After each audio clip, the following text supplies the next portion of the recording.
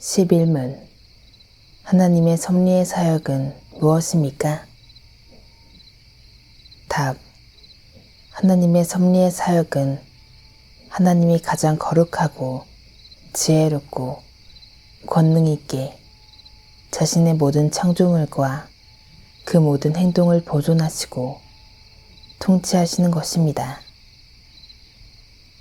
관련 말씀. 여호와께서는 그 모든 행위에 의로우시며 그 모든 일에 은혜로우시도다. 시편 145편 17절. 해설입니다. 하나님의 작정은 창조와 섭리로 시행됩니다. 소요리 문답 9에서 10문은 창조를, 11에서 12문은 섭리를 다룹니다. 하나님은 모든 창조물과 그 행동을 섭리하실 때 거룩하고 지혜롭고 권능 있게 하십니다. 정직이 최선의 방책이라는 말이 있습니다. 그 말은 어떤 어려운 상황에 부닥쳤을 때 꼼수를 부려 위기를 모면하기보다 정직하게 반응하고 대처하는 것이 긴 시간을 두고 보면 가장 좋은 선택임이 드러난다는 뜻입니다.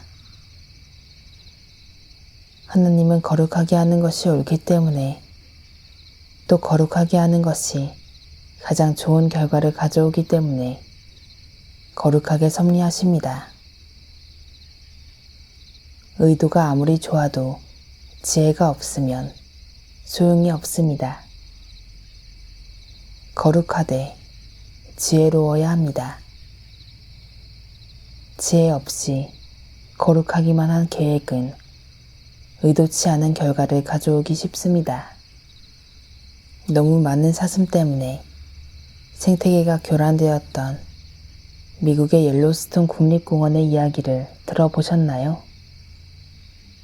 관리 당국은 사슴을 보호하기 위해 몰아내었던 회색 늑대를 다시 들여오기로 과감하게 결정했습니다. 사슴이 너무 번성해서 다른 동물들뿐 아니라 사슴들까지 위험한 지경이 되었기 때문입니다.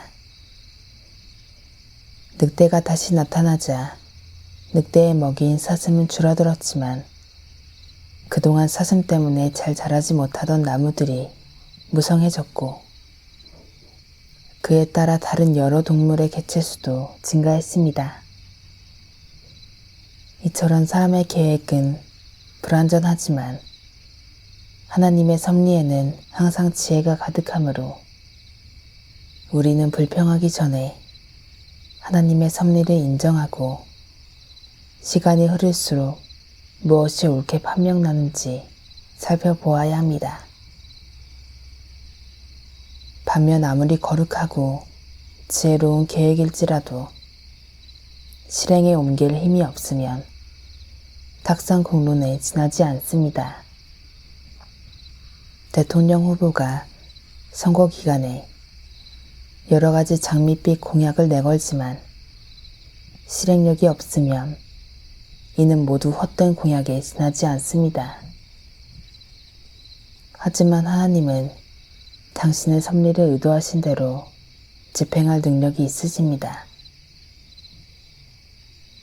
지금까지 하나님의 섭리는 거룩하고 지혜롭고 권능이 있음을 살펴보았습니다. 사실 거룩과 지혜와 권능은 제4문에서 다룬 하나님의 속성 중 공유적 속성에 해당하는 요소들입니다. 하나님의 공유적 속성에는 존재, 지혜, 권능, 거룩, 공의, 선함, 진실이 해당합니다. 하나님은 거룩과 지혜와 권능이란 속성을 가지셨으므로 섭리 또한 거룩하고 지혜롭고 권능 있게 하십니다. 하나님은 존재와 본질과 속성과 일하심이 분리되지 않습니다. 따라서 하나님의 속성을 제대로 아는 것은 하나님의 사역을 이해하는 데 매우 중요한 사안입니다. 섭리의 3요소에는 보존, 협력, 통치가 있습니다. 창조와 섭리는 구별은 되지만 분리되지는 않습니다. 하나님이 하늘과 땅, 그리고 사람을 포함한 만물을 어떻게 창조하셨느냐에 따라 그 이후의 섭리가 진행됩니다. 하나님이 지구의 유통기한을 10,000년 정도로 정하셨다면 모든 피조물에 대한 하나님의 섭리 또한 그에 걸맞게 진행되었을 것입니다.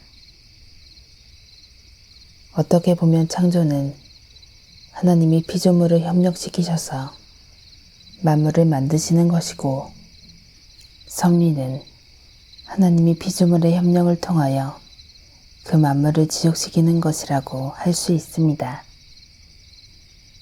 소요리 문답 11문은 섭리의 요소로 보존과 통치만을 말하지만 일반적으로 섭리는 보존과 협력과 통치의 3요소를 갖고 있습니다.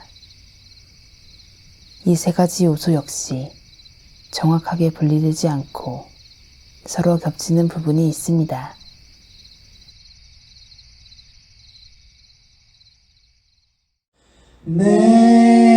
내가 주를